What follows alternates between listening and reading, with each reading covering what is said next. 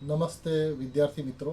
આજે હું તમને લેટરલ શિફ્ટ બાય પ્રિઝમનું મોડલની સમજૂતી માટે ઉપસ્થિત થયો છું. અહીંયા તમે જોશો તો આપણે એક પ્લેટફોર્મ ઉપર અલગ અલગ કલરના સળિયા રાખેલા છે. અત્યારે તમે મને કહો કે હું લાલ કલરનો સળિયો ઓળખી શકું છું. જો ઓળખી શકતો હું તો પકડીને બતાવો તો મને આ લાલ કલરનો સળિયો દેખાય છે, હું તરત એને પકડી કરીશ.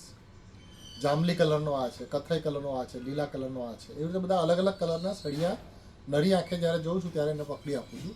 પણ આ એક ખાસ પ્રકારના ચશ્મા રાખેલા છે.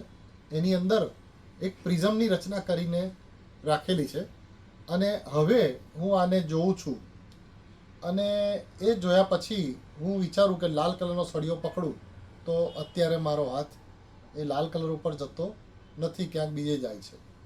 હું ફરીથી પ્રયત્ન કરું આ હાથથી કે લાલ કલરના સળિયાને પકડું તો એ ક્યાંક બીજે જાય છે.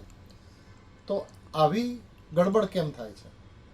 તો એનું કારણ એ છે કે આની અંદર પ્રિઝમ ગોઠવેલા છે, એટલે જે પ્રકાશનું કિરણ સીધું આવતું હતું એના બદલે એ ત્રાસું આવે છે અને પછી અંદર પરાવર્તન પામીને મારી આંખ સામે આવે છે. એટલે આપણે છેતરી જઈએ છીએ. આપણે હાથ અહીંયાથી જે દ્રશ્ય આવે છે એ દ્રશ્ય દ્વારા આપણને ખોટી ઇન્ફોર્મેશન મળે છે. એટલે જે વસ્તુ મારે પકડવી જોઈએ એના બદલે એ વસ્તુ ક્યાંક બીજે જ દેખાય છે. એટલા માટે આ પ્રિઝમના કારણે એ દ્રશ્ય સીધા નથી આવતા, આડા થઈને આપણા આંખમાં આવે છે. એટલે ચોક્કસ એનું સ્થાન આપણે આનાથી નક્કી કરી શકતા નથી. આભાર.